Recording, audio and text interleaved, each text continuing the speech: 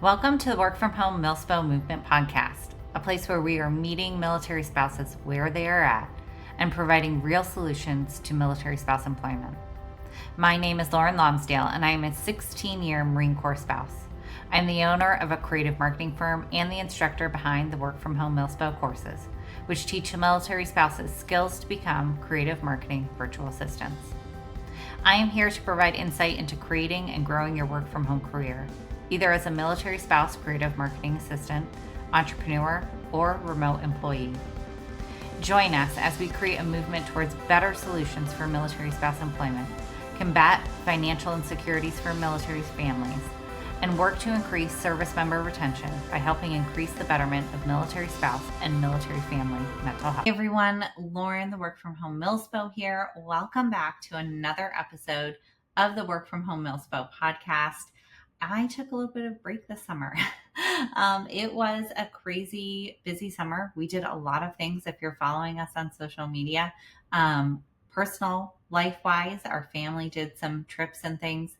And then business-wise, things were crazy busy within Aura Digital Consulting, which is our marketing firm, with the growth of Milspouse Virtual Solutions and some other really wonderful opportunities that popped up over the summer break. But I have learned that next summer I'm going to take a break from podcasting because it is very hard to do with lots of people in the house all the time. But it was a really good summer. Like I said, if you follow us on social media, you know our family. We are stationed in Okinawa, Japan, and we went to Tokyo. We did Tokyo Disney, and we climbed Mount freaking Fuji. I don't know if any of you have lived in Japan and climbed Mount Fuji before. Our little jaded family felt like, oh, no big deal. We've climbed Mount Rainier. This should be fine. People do it in a day. No biggie. It was so hard. It was insanely hard. Going up was difficult. It is a very rapid elevation, and so you start losing your breath pretty quickly. We also had to go really fast because we got to the start of our hike pretty late, and we had to be at our mountain hut. We slept on Mount Fuji in a mountain hut by 7 p.m., I think, and we started our climb at 3. And so we did get there in 4 hours, and they told us it was going to take 6. So we had to book it. So we climbed really fast, and then we woke up in the middle of the night to climb to the summit to hopefully get there by sunrise, which we did not do. And going down was actually harder. It was really, really difficult. Lots of loose gravel rock, really hurt our knees, and it is a steep way down. So it was really hard. But in the end, we all did it. All of us, all 5 of us, my girls too, who are 12, 9, and 8. And we all did it. We all made it up. We all made it down. And everyone really enjoyed it once we were done. So it was a busy, busy summer. But I'm ready to get back into podcasting, ready to get back into sharing what life is like as a virtual assistant and how to take these skills and grow your career as you get more experience and you gain more clients and more skill sets, because that is what we're looking at, right? So we're not just saying, hey, I want to be a virtual assistant for the next 15 years. The goal with this is to say, hey, let's get started. Let's get our foot in the door and let's see if we can meet us where we're at, which is being in the trenches of military life, needing this flexibility, possibly having kids either at home or in school, having all these extracurricular activities, needing to be mom or dad or husband and wife or husband or wife or and military spouse. How do we do all of these things when life is so consumed with military life and all of our personal things? How can we grow our career? Well, let's meet us where we're at in needing a career that is flexible in our hours, PCS friendly, childcare is not needed, and neither is a special degree. But you can take these skills and grow them into something much, much larger and into a more fruitful career as time goes on. I don't know the age group of most of you guys, but I am a millennial. I'm more of like in between, I guess, like millennial and whatever comes next. I was born in 1986. So kind of on the end of millennial. But for those of you who are in my age group, or an Enneagram 3. And I highly suggest you take an Enneagram test. It was so eye-opening to see what your personality type is like and what really motivates you. As an Enneagram 3, I am very self-motivated. I am somebody who likes accomplishing tasks. I like checking things off my to-do list. I like productivity. I like working. I like being the best at things. I like those types of things. I'm not super competitive in that, like, I have to win, but I like having to be accomplished, and I like my accomplishments being recognized. And so that is my personality type. That's who I am as a person. My husband's an Enneagram 8. And so we know these things about each other, and we can, tailor the way we motivate each other, or what motivates us extrinsically or intrinsically based on our personality types. I do that with my virtual assistants as well, and they're not technically employees, but my contractors, because it's really important to know what drives you, right? So I highly recommend taking an Enneagram test to see what kind of motivates you and how your personality, how you view things, how your personality kind of runs. But that's all to say that if you asked me 10 years ago about, what really defines my worth, what tells me, oh, I did a good job today, or I am successful, I would tell you the busier I am, the more successful I am. My productivity and my worth went hand in hand. If I wasn't being productive, I was worthless. If I wasn't getting things done, my life meant nothing. That is what, as millennials in this generation, we were kind of taught. Work hard, you'll be successful. And the harder you work, the better you are. The less breaks you take, the less vacation days you take, then you're the best. And that's very much ingrained in us. And that's not true. As I grew older, I don't know if it's age or if it's growth in business, but things have shifted for me. I very much used to be, my productivity defines my worth. The number of things I check off my to-do list, which is very long every day, very long to-do list, like I'm filled. If I didn't get those things done, I felt like, oh my gosh, like I got nothing done. Even if I check off everything but 2 things, I would be like, oh my gosh, I got nothing done today. I wasn't productive, crazy, right? Even on my weekends, I sit there and eat. Now it's very hard for me to, I'm better at it now, but it used to be really hard for me to relax.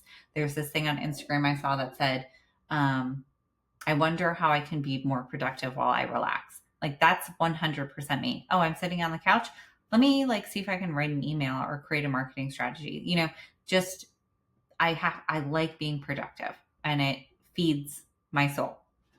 But as time has gone on, I've realized that my productivity doesn't define my worth. I don't let it anymore. There are days where I don't get anything done for work, but I get a lot of stuff done, or I do a lot of things for my family or for volunteer work or whatever it may be. My productivity is different in different spaces. And then sometimes I don't do anything. Sometimes I sit on my couch all weekend long with my husband and my kids, watching movies, eating popcorn and Sour Patch Kids, and doing nothing. And that is very necessary. And what I have found over the years in running my business and going from productivity defines my worth to wanting more is that actually the freedom of time is really what defines your success. It's not how many things you check off your to-do list. Your ability to say, I'm going to do this today, is what defines your success. And being a virtual assistant is really the first step into creating that time freedom. It might not make you a ton of money at the beginning when you're first getting started. You're trying to find clients, your hourly rates, $15 to $18 an hour. You may be making what feels like small potatoes, especially if you're moving from a traditional 9-to-5 role. But the ability to say, I'm going to do this today, is huge for defining your success. The one thing I truly love about being a virtual assistant or when I was virtual assistant, was the freedom of my time. And it is one reason why I went into being a VA, was because I wanted something that was super flexible to the needs of my family. When I started out as a virtual assistant, I had babies. I had little ones. I had, a newborn and a 14-month-old and a 4-year-old. I had little kids, and I really needed something that I could do in the in-betweens, something I could do when I woke up early, when the kids were in bed, when they were napping, in those in-between parts of my day. And the reason why I decided to go into virtual assistant versus just being a stay-at-home mom was because I really felt like I needed something for me. So being a VA allowed me to not only have this time flexibility, but it also gave me the opportunity to do something just for me, something where I felt like I was accomplishing something, because that is my personality. Like I said, I'm an Enneagram 3, I'm a millennial. Productivity defined who I was. And I felt like I was not being productive as just being mom. I was going to the park and going to Target and doing the grocery shopping and washing the dishes and doing the laundry, but I wasn't being productive, is what I felt like. Now I realize, in many years looking back, I can say, gosh, I did all of that stuff, raising kids. That was really valuable, but I wouldn't change it, because I really do enjoy working, and it got me to where I am today. But at the time, I felt like I wasn't doing enough.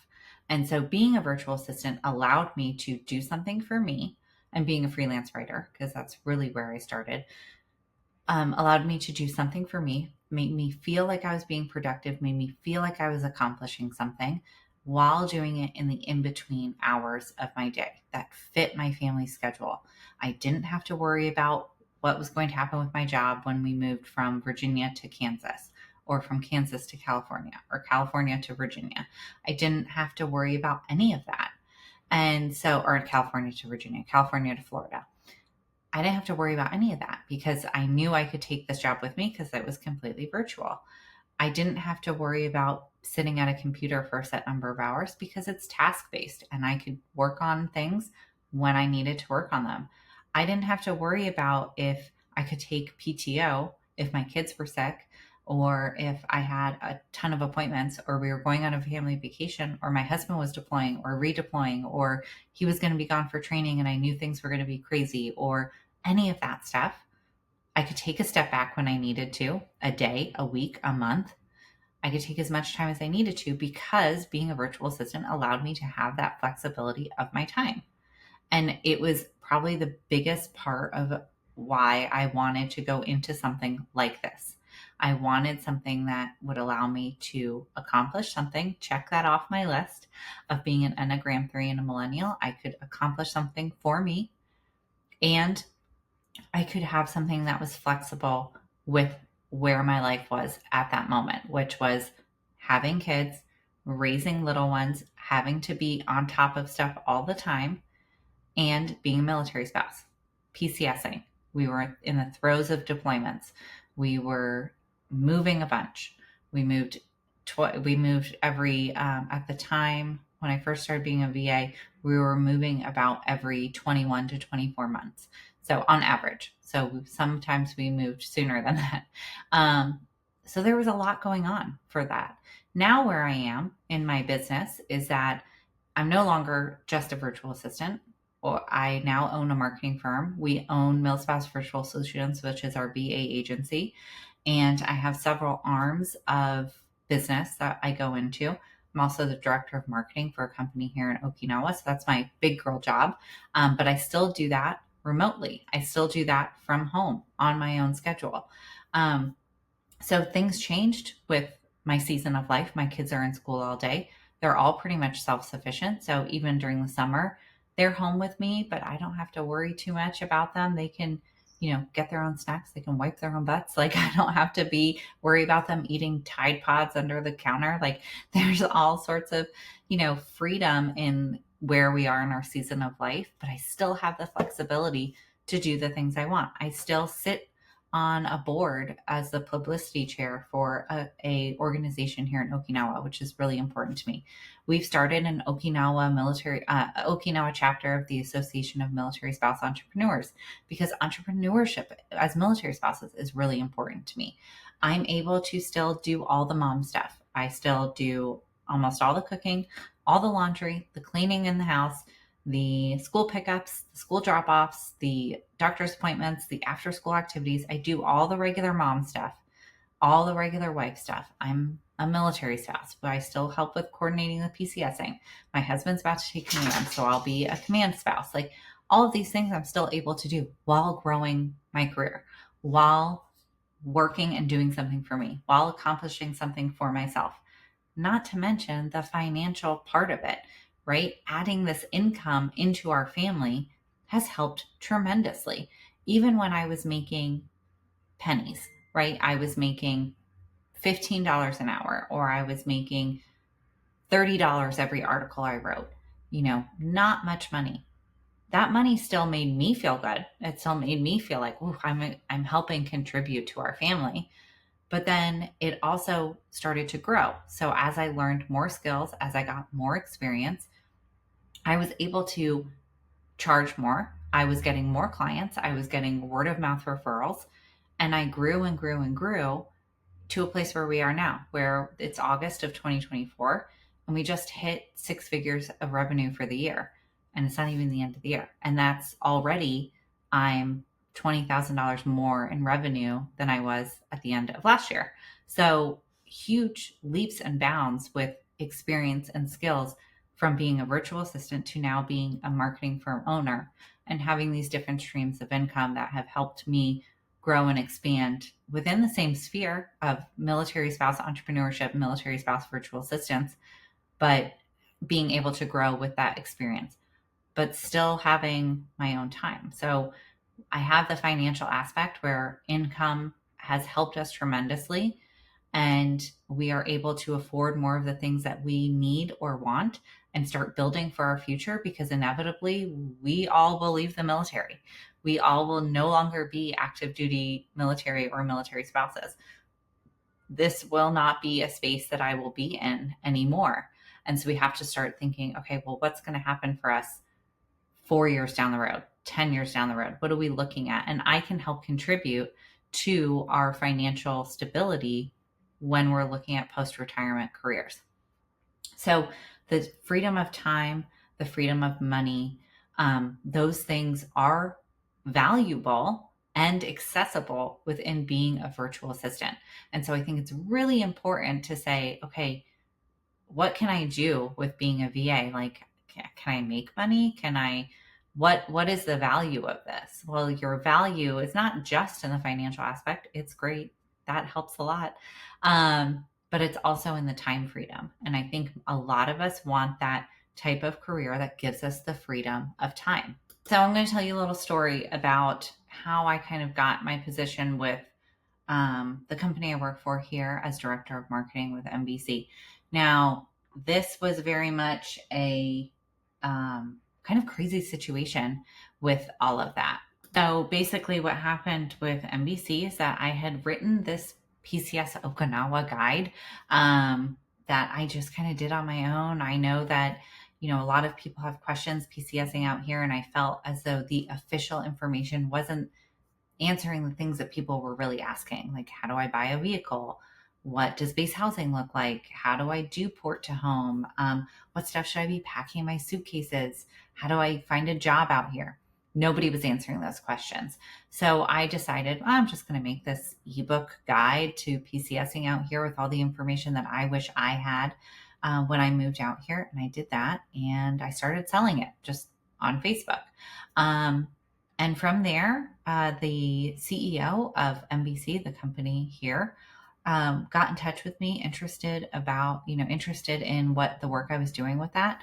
And fast forward a few months, I ended up getting a director of marketing position with MBC, as the old director of marketing was PCSing to Germany. And so even though I don't have a bachelor's in marketing or a master's degree or anything in marketing, it's an education, I was able to get this position because of that I could show my skills and my experience in working in marketing was easily visible through the work that I had done within my own marketing firm. And so I was able to get this position as a director of marketing. But when it was first presented to me, I was like, I don't know if I want to do this. It's a great opportunity. It's great. The income is great. The opportunity to work for a corporate company is a great opportunity for us as we start to look towards retirement or what happens after the Marine Corps. And so I was like, but you know what? I don't want to be a W-2. I don't want to be a regular employee who has to go in the office 5 days a week from 8 to 5. Kids are going to have to go to after school care. I'm going to miss stuff. I'm not going to be able to go to, things during the day at their school. I'm going to have to ask for PTO. I don't want any of that. And so what I did was when I was offered this position, I said, yeah, I would love to take this position, but here are the parameters I have. I want to still be a contractor because I don't want to be bogged down with any PTO requests. I don't want to be on a set schedule. I want to set my own schedule, and I want to work from home. And so that was acceptable terms. I was able to say, here's all my skills. This is what I can do for you. And I'm valuable to your company, but I also want this freedom of my own time. I want to be able to have the flexibility to meet the needs of my kids, to meet the needs of being a military spouse, to do the volunteer things that I have wanted to do. I want to be able to do all the things I typically do while working for your company and being able to provide my experience into the marketing space within MBC. And that worked out really well for me, being able to say that, I want to do this, but I want to have this freedom of time. That the freedom of my time was more valuable to me than the income I would be getting from working for them, meaning that the income is great. I love being able to have this steady income, especially running your own business. That's one of the scariest things, is that you don't always know where this income is going to come in from. So having this steady recurring income is always really comforting, but I didn't want to give up my freedom for it. And so that said to me, you know what? Time is more valuable than anything else, because you can't make up time. You can't earn more of it. You can't do more of it. So what can I do to ensure that I keep that portion of my life as sacred and as protected as possible? And so when people start to ask me about being a virtual assistant, and they start to say, well, I have this 9-to-5 job, but it's really not working for me. In fact, I just got a message from somebody that I lived in Kansas with, who is working in the marketing department of a corporation where she currently lives in California. And she says, I'm completely burnt out. I don't want to do this 9-to-5 anymore. I'm exhausted from it. Tell me what you do. And that speaks volumes, I think, that people are willing to take a cut of their income for the freedom of their time. So I think that's really important to kind of keep in mind, that your time is money and your time is valuable and protected. And being a VA allows you to have that freedom of your time. Now, in terms of those who are not working a 9-to-5 job, who maybe just want something to supplement their family's income, being a virtual assistant provides that as well, as in addition to the flexibility. So I've talked about it before, how much money you can earn as a virtual assistant. Typically, you're starting off at $15 to $18 an hour as a VA. And that only goes up from there as you increase your experience and your skill set, as you expand upon the skills that you've learned within the Work from Home Milspo course. You'll have a great base of these high income earning skills. But no matter what, you're going to learn more, because you're going to learn more on the job, so to speak. You're going to gain that experience. You're going to be doing it on your own. And with that comes a higher skill set and a higher rate of pay. And so having that financial freedom to say, hey, now I don't have to worry about how I'm going to pay for diapers this week, or how I'm going to afford formula, or, about this vacation that I really want to take with our family, how we're going to be able to do some of the extra fun things, or how am I going to pay for daycare? You don't have to do daycare anymore because you can work from home with your kids at home. You don't have to worry about that stuff. It gives you so much flexibility to meet you where you are at in your life, whether you are a mom with new babies, a brand new military spouse wondering what the heck you're going to do with your day while your spouse is at work all day, or you're a mom who has older kids, or a mom whose kids are getting out of the house and now you're like, what do I want to be when I grow up? All of those stages of life, being a virtual assistant is a great starting point to take you from the 9-to-5 grind, or what the heck am I going to be when I grow up, can take you from that into a career that is flexible, PCS friendly, remote, and works for your life, and then take you into a career that might be more of the traditional side, the corporate side, a larger scale career, if that's what you want, or owning your own marketing firm. All of that is possible with starting out as being a virtual assistant. And so I guess my whole big thing here is really, take the time to evaluate what's important to you. Where are you in your life where you could say, if I could have the perfect job, what would the parameters be for that perfect job? Would it be freedom of time and flexibility? Would it be a high income? Would it be not having to ask for PTO, not having to pay or find childcare every time you PCS, something that moves with you every time you move? If those are things that you're looking for, I can pretty much guarantee that being a VA marks every single one of those boxes. You just have to learn the skills in order to become a virtual assistant, because as I've talked about in one of our other podcasts, being a VA is not entry level. You have to know the skills. You have to know the tech stack. Agencies aren't going to hire you. Clients want somebody who knows what they're doing. They don't want to have to train them. And so you need to know the skills behind being a virtual assistant before you can jump into that world. But once you know those skills, and the skills I teach are such high income earning skills. I mean, web design in and of itself is our highest revenue service. And we generate anywhere from $5,000 a project, well, low end, $1,500 a project, to highest end of over $10,000 for a project. So the possibility for great income is there, but you have to know the skills. And that's why I teach those high income earning skills like web design, like the most commonly asked skills of email marketing and social media management, so that you have a great skill set to start off with when you start off as a virtual assistant. So I really encourage you, if you haven't looked at our courses yet, take a look at the Work from Home Milspo. It's the WFHMilspo.com/courses.